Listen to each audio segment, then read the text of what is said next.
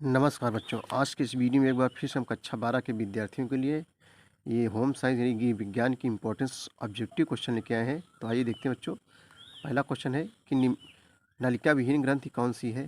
तो नलिका विहीन जिसमें नलिका ना हो तो बच्चों जो है पीयूष ग्रंथि है। सही जवाब जो है क्या हो जाएगा, का हो जाएगा।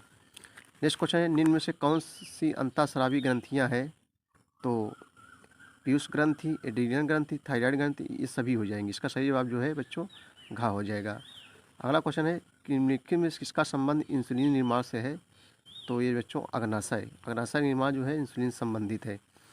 किस हार्मोन को लैंगर हैंस की दीपिका स्रावित करती है। किस हार्मोन्स को लैंगर हैंस की दीपिका स्रावित करती है। तो यहाँ जो हो जाएगा गा हो जाएगा का और खा दोनों, यानी ग्लूगैन इंसुलिन। शरीर में रुधिर शर्करा के स्तर को नियंत्रित करने वाला महत्वपूर्ण हार्मोन कौन सा है। तो इंसुलिन है। मासिक धर्म किस आयु वर्ग में होता है। तो ये है 11 से 13 वर्ष की आयु में। निम्न में से किसे मास्टर ग्रंथि कहते हैं। तो बच्चों यहाँ जो सही जवाब हो जाएगा पीयूष ग्रंथि को मास्टर ग्रंथि कहते हैं। थायरॉक्सिन हार्मोन किस ग्रंथ से स्रावित होता है। तो ये थायराइड से जो है। पैराथ्रिन हार्मोन किस ग्रंथ से निकलता है। तो ये बच्चों जो है पैराथायराइड से ग्रंथ से निकलता है। अगला क्वेश्चन हम लोग देखेंगे जो है, निम्न में से किसे वृद्धि हार्मोन कहते हैं। तो सेमेटोट्रोफिक हार्मोन को कह रहा है, निम्न में से किसे वृद्धि हार्मोन कहते हैं। तो सोमेटोट्रोफिक हार्मोन को वृद्धि हार्मोन कहते हैं। पुरुषों में शुक्राणु वृद्धि करने वाला हार्मोन कौन सा है। तो जो है फोलिकल हार्मोन है। मादा के स्तन ग्रंथियों के पूर्ण विकास में योगदान देने वाला हार्मोन कौन सा है। तो लैक्टोजेनिक हार्मोन है बच्चों। पिट्यूटेरिन हार्मोन्स के क्या कार्य हैं। तो ये जो है सभी हैं। रक्त के दबाव को नियंत्रित करना, मूत्र में जल की मात्रा को नियमन करना, स्त्री के गर्भाशय की मांसपेशियों में संकुचन तथा उसके नियमन कार्यों में नियंत्रण रखना। एड्रीनल के बाहर भाग को क्या कहते हैं। तो कार्टेक्स कहते हैं। एड्रीनल ग्रंथि का आंतरिक भाग कहलाता है, क्या कहलाता है बच्चों।